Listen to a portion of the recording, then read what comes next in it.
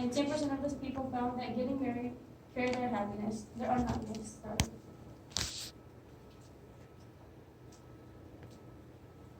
Alright, so for the next reading, we'll have the trouble with averages by Professor Mancini, who is an associate professor of psychology at Pace University. Alright. Alright, so suppose I asked all of you how you would feel after being married. Most of you would say that after you got married, your life would be happy, you'd be happy, your life would be better. But, so I'm assuming that all of you in here are not married. So, I am. So when I asked you how you would feel, and most of you would reply happy, how would you know if you're not married yet? So, and if I asked you where you heard that information from, most of you would say you heard it from a book, a newspaper article, or a friend. Well, I can tell you now, according to Professor Mancini, those emotions or reactions are not real. So there's no specific reaction to a life-changing event such as marriage, the loss of a loved one, a global event, or military deployment. And there is no such thing as a normal response to a life-changing event.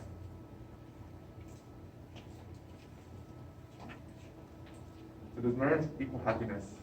So there are dozens of cliches out there about marriage, ranging from the wife is always right, and happy wife equals happy life.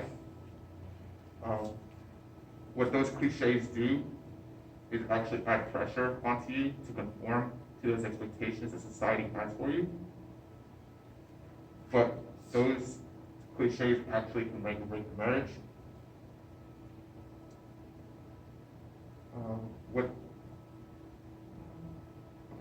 So does marriage actually equal happiness?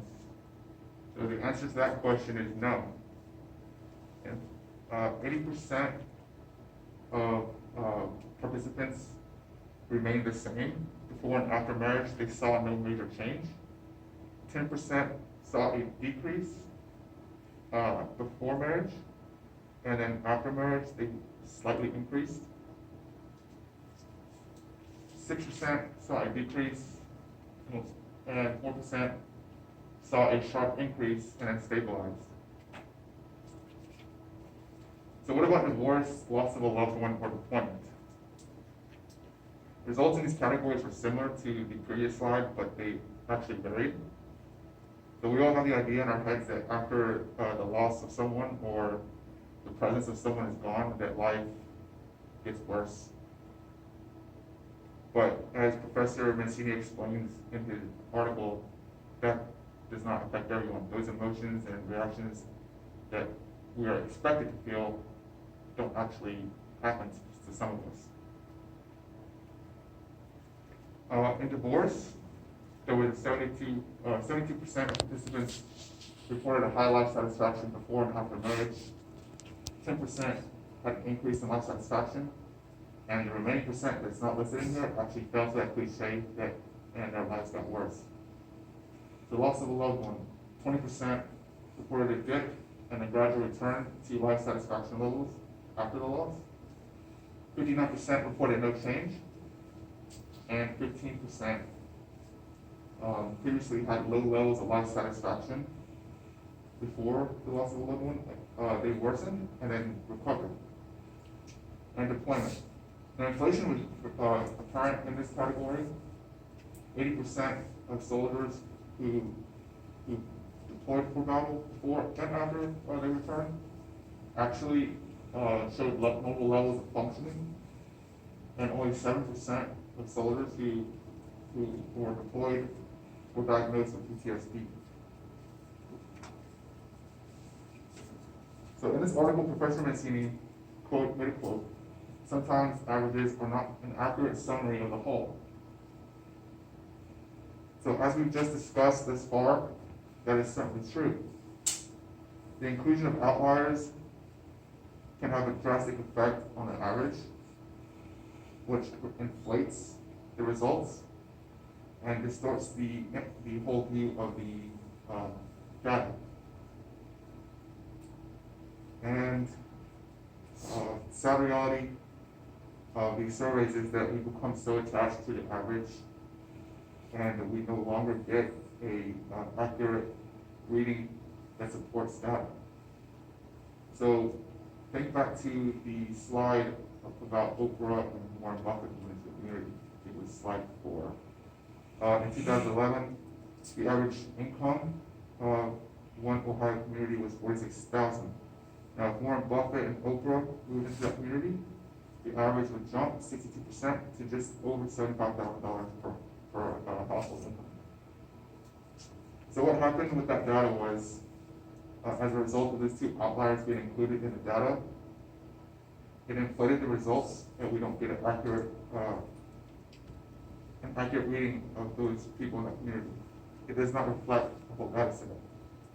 So inflated results then lead to misleading stats and misinterpretation of data. And finally, we learned in these ratings that therapy, which is meant to heal, actually ended up causing more long-term pain.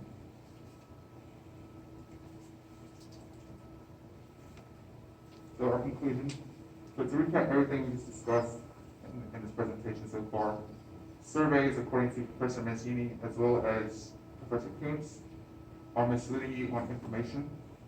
So be aware of the information you are reading.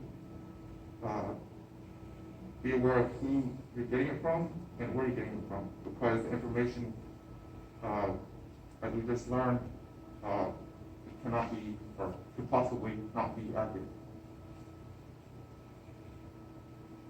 And because of this misinterpretation of data,